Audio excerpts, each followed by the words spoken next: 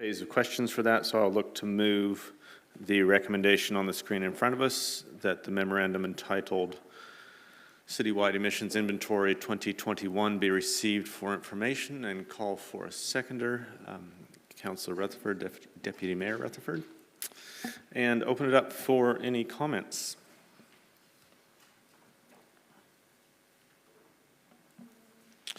I'll kick things off. Fantastic to see that this is now an annual measure, and greatly appreciate the commitment that's there to get the information updated online and to backfill some of the information so that we can actually begin to understand and interpret trends here. I think one of the things that we can see from the graph and the big bump is that a pandemic is certainly no way to solve our emissions challenges. So it has been very heartening to see the return to trend line there in the most recent data, and I think we can draw some encouragement and give some credit to those involved that I think there's a reasonable case to be made that we have arrested emissions growth, which is a good thing in and of itself, but it also really shows that despite us now tracking since 2017, that we really have yet to make a meaningful reduction. It's really that we've managed to arrest the growth.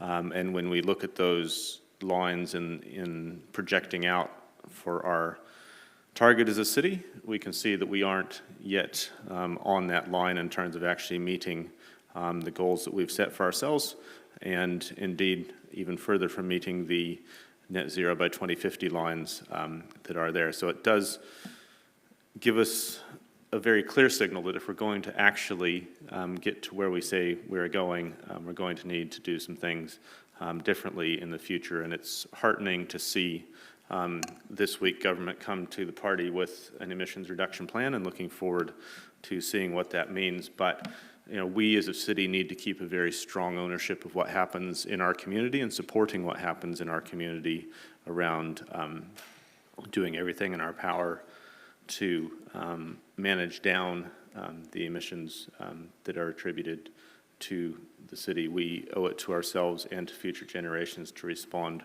strongly to the climate crisis, and this particular report helps us measure progress in that regard. So again, would thank officers for their efforts and diligence in bringing us this information and the level of insight provided in response to a number of questions. Much appreciated in that front. I believe we have a comment online now from Councillor Johnson. Thanks, Mr. Chair. Sorry, there's a bit of feedback. Can you hear me okay? We can. Okay. Sorry, there was just a bit of feedback there. So my comments really are, yes, I welcome the report, but I think we need to do more than just produce the report and accept it. We need to be using the information in the report to be communicating with our community on several levels. The first one is around where our significant emission sources are coming from in our region. And the second one is where we as individuals or as business owners or employees can have an influence in bringing down emissions in particular areas. And I'm sure that people are looking for this kind of direction. And I know the officers said, oh, well, you can go online and put all your details in an online footprint. But I think, only people who are very keen will do that. What we need to be doing from this report is to be putting out some simple messages through our social media channels, through our Palmy Proud, through whatever means we have, to explain to people in simple terms what they can be doing to reduce their own emissions footprint. Because it's a complex area. I mean, we've understood that ourselves through some of the reporting that we've had. It takes quite a lot of focus to understand the reporting. And we want to be making it easy for people to know what to do to reduce their emissions, because I believe that most people do want to do that if they really knew what would be the most effective way of doing it. And an example of this is that we hear a lot about the value of food composting. And that's very high on people's agendas as something that would be good, good thing to do, would reduce emissions and so on. But in reducing food waste. But in fact, when you look at the proportion of the emissions that's caused by that, is actually very, very low. And so what I think is happening is that people will hone in on things that they can sort of relate to and think that that's the best thing they can be doing to reduce their emissions, where in fact, looking at that little pie chart, we can see that we've still got big sources from petrol and diesel.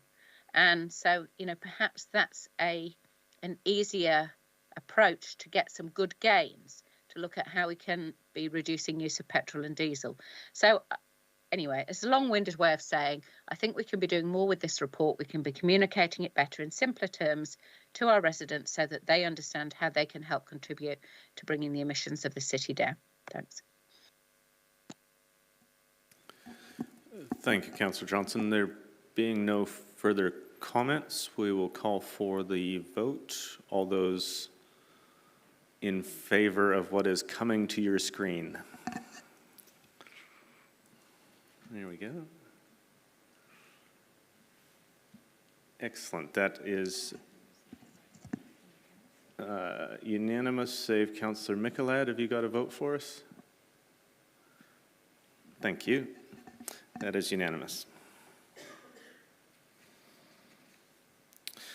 That moves us on to item number 11 in the agenda, which is an update on the Turitea translocations, and invite Adam Jarvis, Senior Climate Change Advisor, to present that report.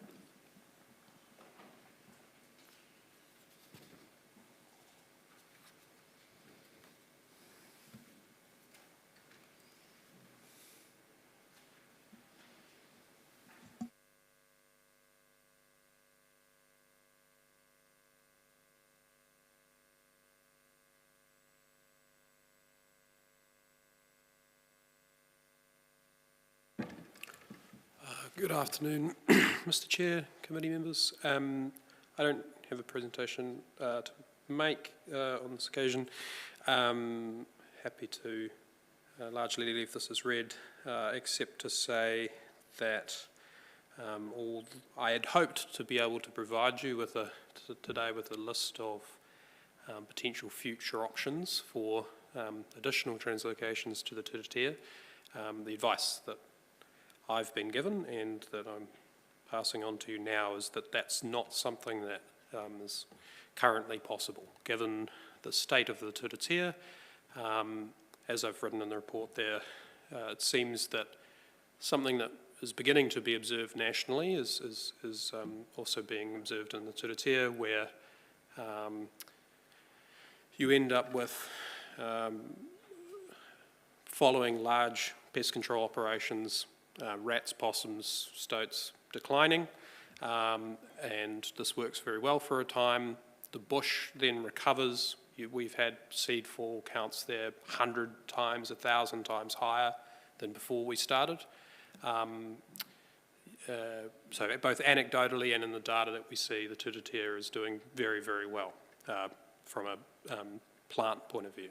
And as a result of that, there's far more food available than there was previously, and in it, this is now leading to big explosions in rat numbers. So we're going to do our best to,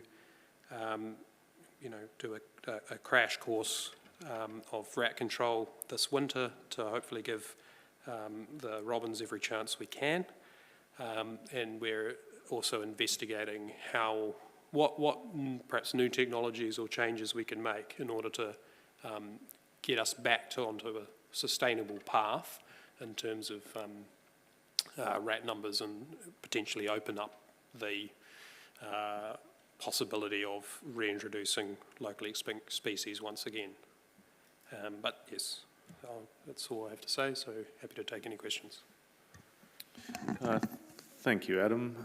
Question from Councillor Hancock. Yeah, thanks, Adam. Just a question, just in terms of the substantial operation with striker strips. How is that going to be executed? Are you going to use volunteer groups, or how are we going to execute that? So that's a combination of council contractors and in partnership with Rangitane, who have received a significant resourcing through Jobs for Nature. We're partnering with them to conduct the operation. Moving online to Councillor Johnson.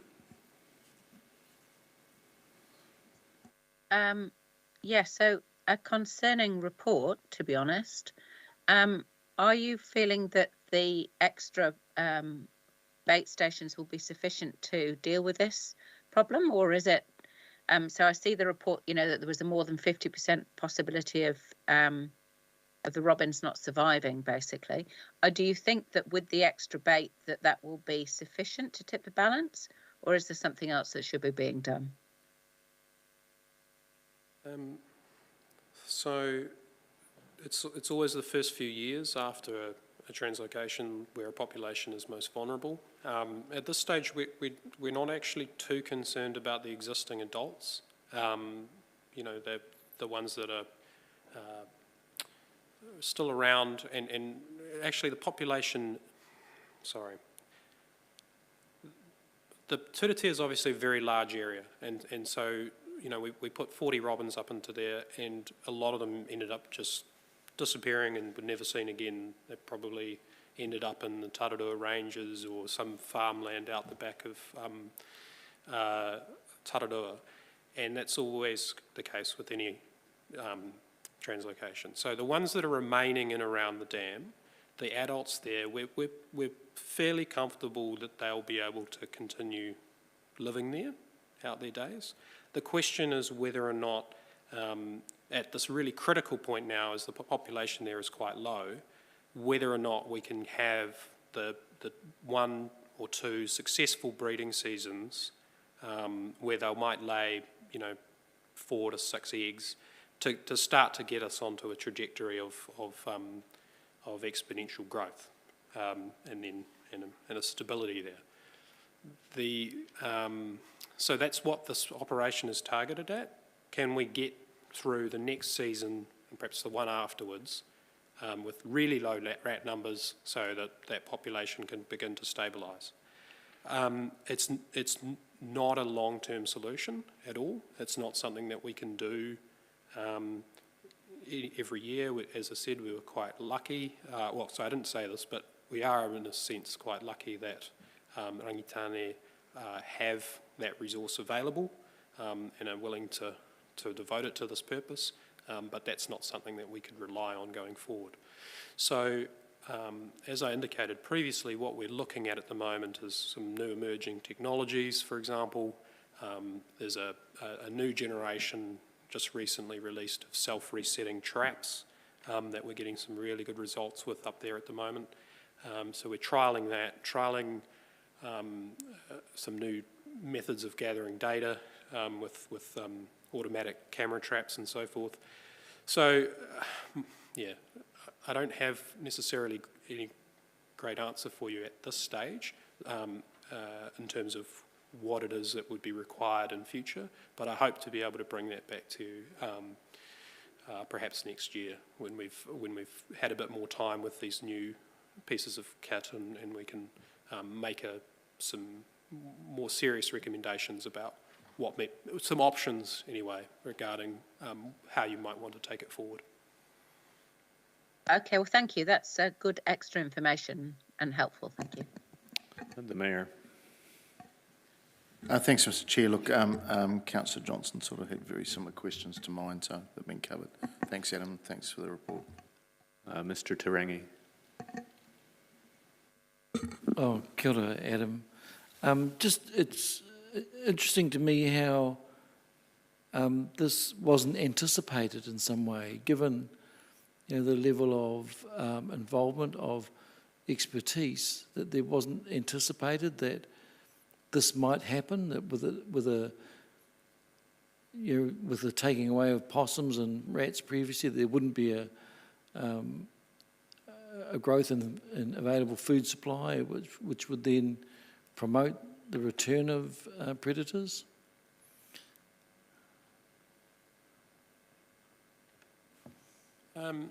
So we proceeded on the best advice that we had at the time. I guess ultimately any natural ecosystem such as up at the Turitea, there's a whole range of different things going on, and we could also point to the fact that higher seedfall events coincided with some warmer temperatures and things like that. The translocation was actually ended up being delayed for several years, firstly due to some logging back in 2019, then COVID, we weren't able to release them then either. So back when we were making these calls, the rat tracking indices that we had been low for many, many years, for a good decade, and there was no deterministic element. There was perhaps some people who thought, okay, well, this may end up in a situation where we have more rats in future, but there's no guarantee of that occurring by any means. It's just now something that, in retrospect, we've seen, and now we kind of have to deal with it. But there certainly was no, I was given no indication that, or there was no guarantee that this was going to happen. It's just, it has unfortunately ended up that way. There's also questions regarding, for example, whether there might be a growing immunity to some of the baits that we're using. That ultimately it's very, very difficult to determine exact causes for anything that's going on up there. So I don't know what more to say than that, except that, it was difficult to see it coming ahead of time. So who are the available expertise? So in order to progress with the translocation, it's a really involved process that will takes many years. So we had a number of professors from Massey University who are personally interested in the project, one of whom is the Oceanic Chair of the Reintroduction Council, so a wealth of expertise, who provided some modelling in his recommendation that it proceed. We had a number of professionals involved in professional advice, and then ultimately it's approved by the Department of Conservation, who themselves look at the data that's available, visit the site and so forth if required, and make a determination of their own as to whether or not this is something that they believe will be successful. So do these people still comprise that management group for the repatriation or the anticipated addressing the issue at the moment? Are they still part of that management or advisory group that you look to? The same people? Not exactly. There is some overlap, but for example, the people involved with the Department of Conservation, their model is a little bit more transactional, I suppose you could say, in the sense that their interest is complete after a translocation's occurred, and then they're processing some other consents, whereas the local experts, for example, are still involved. I think what we've always tried to be quite clear about, though, is that any translocation ever, there's always risk involved. You're pulling out 40, in our case, 40 small animals who have lived in a place all their lives without any predators, and then and they have their established habitats and so forth. you're putting them through a tremendously stressful situation, putting them in small boxes and travelling across country. We do our utmost to reduce the stress on them and make that work for them, but what's impossible to tell ahead of time is how quickly they will, for example, disperse. And so I mentioned that as one of the key factors that, you know, it wasn't until we actually released them and then they popped out of their boxes and they had a look around, and many of them decided to fly far away from each other. So they're presumably still doing well, it's just that they're not contributing to a breeding population, which is sort of one of our big problems, well, our main problem really at the moment, isn't so much the adults who will continue to survive, but the next generation, in which you need a certain density in order to be able to maintain genetic diversity and so forth. Does that answer your question? Yeah, I get the picture. Thank you. Thank you. Just a couple questions from me, Adam. One is around the kind of forward-looking and opportunities side of things. One of the reasons that we, I believe, put that on the work schedule was around the timing with the Turitea wind farm and any synergies that might be created between what Mercury Energy is doing in the Turitea Reserve and what we might want to do by way of biodiversity. So if we don't see that report coming to us until the end of 2023 as is signaled on the work schedule, are we potentially getting out of step or out of sync with any opportunities that we may be able to pursue with Mercury?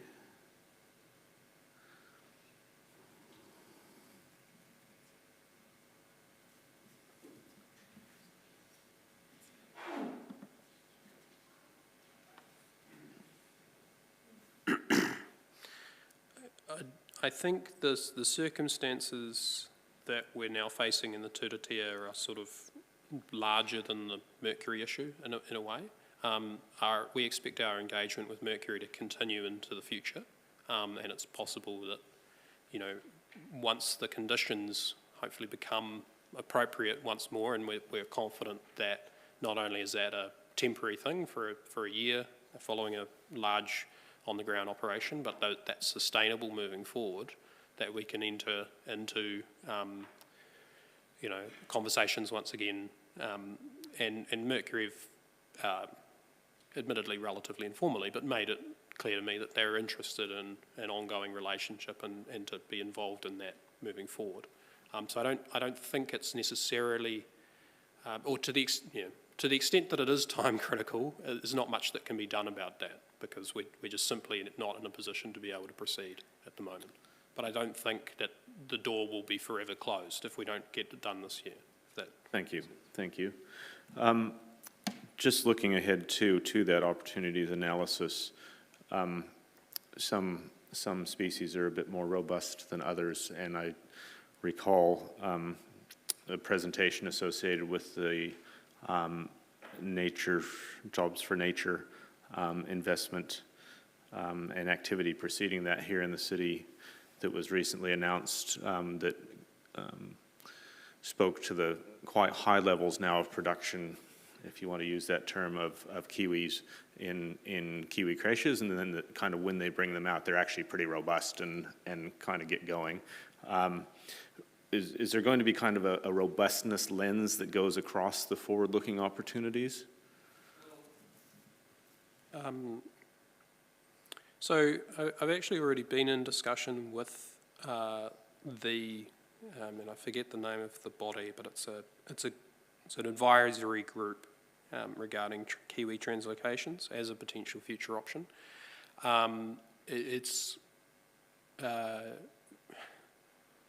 The advice that I was given there was that there's quite a bit of preparatory work done in terms of that needs to be done in terms of improving our data sets, particularly around stoats, ferrets and dogs in the reserve. So we've done extensive monitoring over the years of possums and rats, and we get some kind of tangential data regarding, you know, if we catch a stoat, we know that they're in there, but we don't have a very good handle on their actual density. I mentioned earlier some of the new technologies we're looking at is automatic camera traps and using machine learning to automatically process that information so that we can generate quite cheaply, hopefully, a sort of an ongoing index of predators in the reserve, and in particular, in this case, when it comes to kiwi, as I say, mustelids and dogs. So it's certainly part of the options package. It's not something, given the circumstances up there at the moment, that we're sort of actively pursuing right at the moment, but rather just getting in place the conditions and gathering the data so that when that opportunity may arise, that we're able to begin to pursue it. Thank you. I mean, that's helpful getting the insight around kiwi reintroductions, and glad to hear that there's some conversations there. The question that I'm looking for a response to is whether kind of species robustness and resilience will inform opportunity analysis in the future, which I think is a yes or no question. I would say largely probably not, to be perfectly honest with you. The considerations when it comes to these highly threatened species, such as kiwi or any other kind of high-profile species that would be translocated, tends to be more, the concerns of the species itself tend to far outweigh the concerns of the particular patch of bush, just because of, in some cases we're talking about a few hundred individuals, for example, and so their needs are sort of paramount as compared to that of the turatea. So if we can get to the point where the turatea is a great place for them to be, then we can add that in, and then no doubt that'll be healthy for the turatea in terms of adding in those ground browsing species that would have once been there. But I don't think that will ever be a primary driver. Thank you. There do not appear to be any further questions, so thank you, Adam, for the report and answers to questions. Just move now to the recommendation, which we'll ask for on the screen.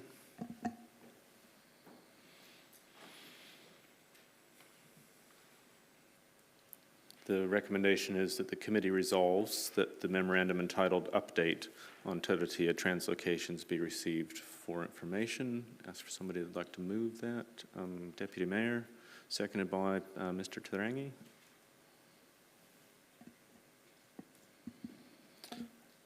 And open that up for comment.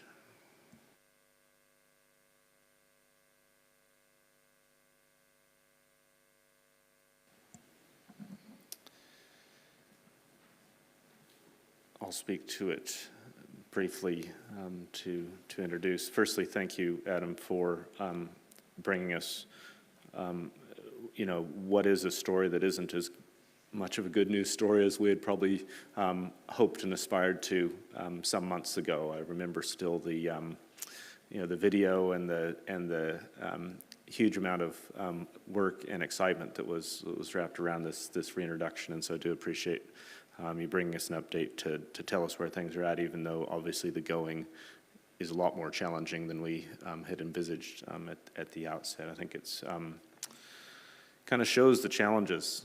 Nature is complex, and trying to restore nature is a complex and at times quite challenging job. So we wish you all the best in navigating that project through this winter and those challenging first few seasons, in the hopes that we can see this reintroduction take hold, and very much look forward to the 2023 report with an assessment across opportunities and partners that might be able to help us realize those opportunities in the future. This is a nature reserve that happens to also be our water catchment that is the size of Kapiti Island. It is a huge area and has immense potential for biodiversity restoration. So I would look forward to us continuing to rise to the challenges that nature is throwing at us in that space. And there being no further comments, just checking online, we will look to move to the vote. I'll ask all those in favor to raise your hand.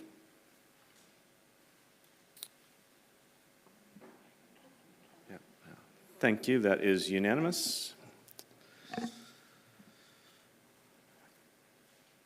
Moving to item number 12, which is the committee work schedule, I'll just ask the Chief Planning Officer if there's any further updates or points to make in considering that item. No specific comment other than just to note that our small, hard-working climate change team are going to be busy between now and the September meeting. Noted. Are there any questions?